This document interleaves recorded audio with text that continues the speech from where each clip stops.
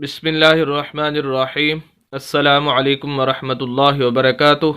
Welcome my YouTube channel कुरानुल करीम TV. मौजूद सामीन, उम्मीद करता हूँ कि सब खैरियत और आफ़ियत के साथ होंगे। अल्हम्दुलिल्लाह, सूरह कुरैश उसका पार्ट 3 जिसके अंदर हम आयत नंबर 4 पढ़ेंगे इंशाअल्लाह। बड़ी डिटेल के साथ और तफसील के साथ आप हज़रात के सामने तमाम वो उसूल व ज़वाबित और तजवीदी क़वानीन जो इस आयत मुबारक से माखूज़ होंगे आप हज़रात के सामने ज़िक्र किए जाएंगे, क्योंकि हमारा मकसद चंद आयात या एक आयत मुबारक पढ़ना ही नहीं होता, बल्कि उन आयात मुबारक से निकलने वाले उसूल व ज़वाबित और तजवीदी क़वानीन आप हज़रात के सामने रखने होते हैं, ताकि आप उन उसूल व ज़वाबित और तजवीदी क़वानीन को मद्देनज़र रखकर बक़िया कुरान की सही तरीके से तिलावत कर सकें। तो आइए आज का सबक शुरू करते हैं।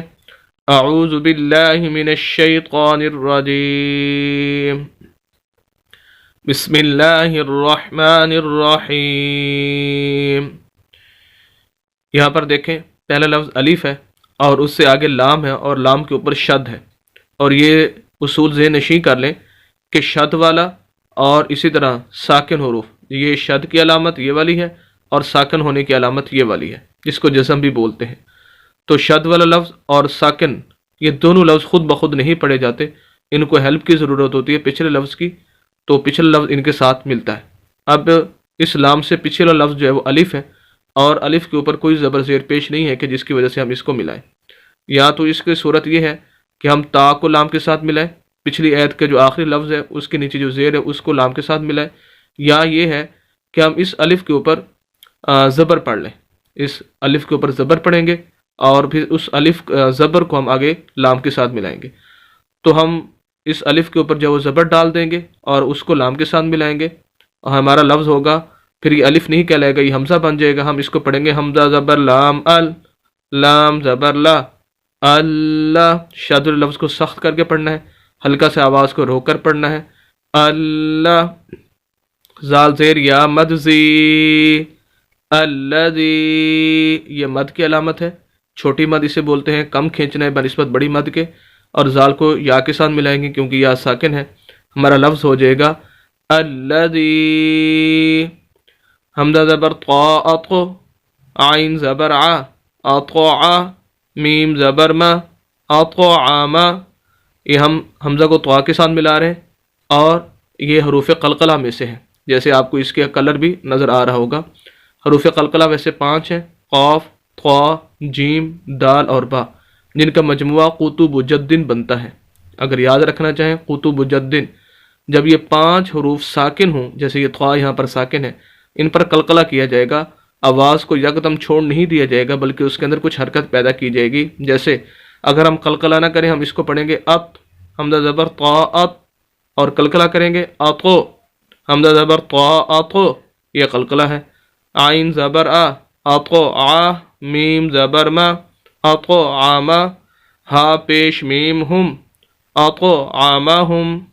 हम इस हा को डायरेक्ट इस मीम के साथ मिलाएंगे, ना कि इस हा को इस मीम के साथ। अगर हम इस हा को इस मीम के साथ मिला दें तो आगे शद है, और शद वाला लफ्ज़ जैसे पहले उसूल बता चुका हूँ कि उसको हेल्प की ज़रूरत होती है पिछले लफ्ज़ की। अगर हम हा को इस मीम के साथ मिला चुके होंगे तो अब ये मीम इस मीम के साथ नहीं मिल सकता, क्योंकि वो तो पहले ही साकिन है, उसको तो पहले ही हेल्प की ज़रूरत है। जिसको हेल्प की पहले से ज़रूरत हो वो दूसरों की हेल्प कैसे कर सकता है? तो इस वजह से हम इस हा को डायरेक्ट इस मीम के साथ मिला देंगे। या इसको आसानी के साथ समझने के लिए ज़हन नशीं कर लें, अगर पहला हर्फ साकिन हो और दूसरा शद वाला हो तो साकिन हर्फ को छोड़ देते हैं और शद वाले लफ्ज़ को पढ़ा जाता है। तो हम हा को मीम के साथ मिलाएंगे, हा पेश मीम हुम, हा पेश मीम हुम, मीम ज़ेर नून मिन, हुम मिन। यहाँ पर गुन्ना करेंगे, हा को मीम के साथ मिला रहे हैं क्योंकि मीम साकिन, मीम मुशद्दद, नून साकिन, नून मुशद्दद, जहाँ पर भी आ जाए तो वहाँ पर गुन्ना होता है।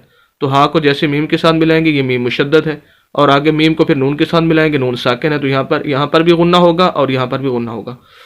आतो आमाहुम मिन, जीम पेश वाओ जू, आइन दो ज़ेर वायूं, मिन जूयूं। क्योंकि यहाँ पर हम आइन को आगे डायरेक्ट मिलाएंगे वाओ के साथ, क्योंकि वाओ मुशद्दद है, हेल्प की ज़रूरत होती है पिछले लफ्ज़ की, तो आइन उसकी हेल्प करेगा। दरमियान में आप देख रहे हैं ये वक्फ़ की अलामत है, लेकिन यहाँ पर वक्फ़ नहीं किया जाएगा क्योंकि उसके ऊपर लाम है। लाम अगर आयत के दरमियान में आ जाए, ये आयत चल रही है उसके दरमियान में वक्फ़ हो रहा है اور اس کے اوپر لام کی علامت آ گئی تو وہاں پر وقف نہیں کیا جائے گا۔ ہاں اگر آیت پوری ہو چکی ہے، جیسے یہ دیکھیں آیت نمبر لکھا ہوا ہے، یہ آیت کی علامت ہے، اس کے اوپر لام ہے تو یہاں پر وقف کیا جا سکتے ہیں، لیکن یہاں پر وقف ہم نہیں کریں گے، اس وجہ سے ڈائریکٹ ہم عین کو واو کے ساتھ ملائیں گے۔ جو واو زبر وا، جو وا، حمزہ کھڑی زبر آ، کھڑی زبر کھڑی زیر الٹا پیش 3 حرکتیں ہیں، جس لفظ کے اوپر نیچے آ جائے اس کو لمبا کیا جاتا ہے۔ آ، میم زبر ما، آما، نون زبر نا، آمنا، ہا پیش میم ہم، آمنہم۔ ہم اس ہا کو اس میم کے ساتھ نہیں ملا رہے بلکہ اس ہا کو ہم اس میم کے ساتھ ملا رہے ہیں۔ ہا پیش میم ہم، جیسے جو اصول یہاں پر تھا وہی بات یہاں پر پائی جا رہی ہے۔ میم زیر نون من، ہم من۔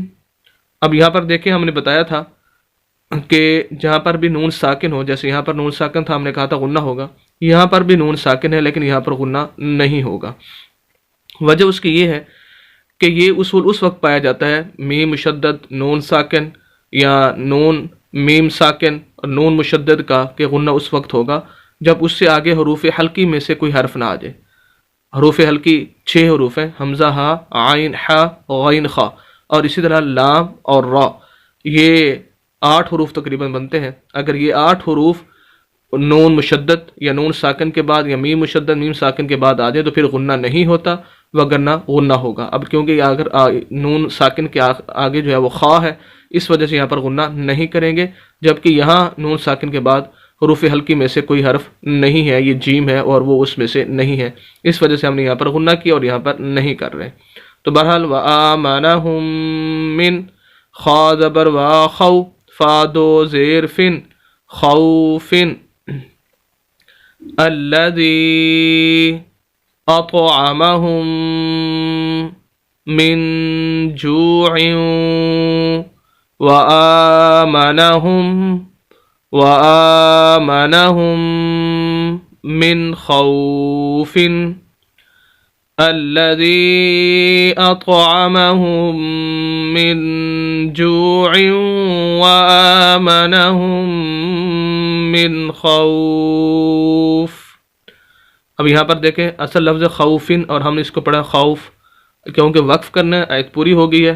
اس کا اصول یہ ہے کہ آخری حرف جو فا ہے یا جو بھی لفظ کا آخری حرف ہے جہاں پر وقف کر رہے ہیں اس کو ساکن کرنا ہوتا ہے۔ ہم فا کو ساکن جیسے ہی کریں گے اس کی 2 زیر ختم ہو جائیں گی، جیسے اس کی 2 زیر ختم ہوگی تو یہ ساکن ہو جائے گا، کیونکہ ساکن حرف کے اوپر پھر زبر زیر پیش یا 2 زبر 2 زیر 2 پیش نہیں آ سکتی۔ جیسے یہ جتنے بھی ساکن حروف آپ گزرے ہیں آپ دیکھ سکتے ہیں کہ ان پر کوئی زبر کوئی حرکت نہیں ہے، تو اس وجہ سے ہمارا لفظ ہوگا من خوف، یہ ہم وقف کی حالت میں اس کو پڑھیں گے۔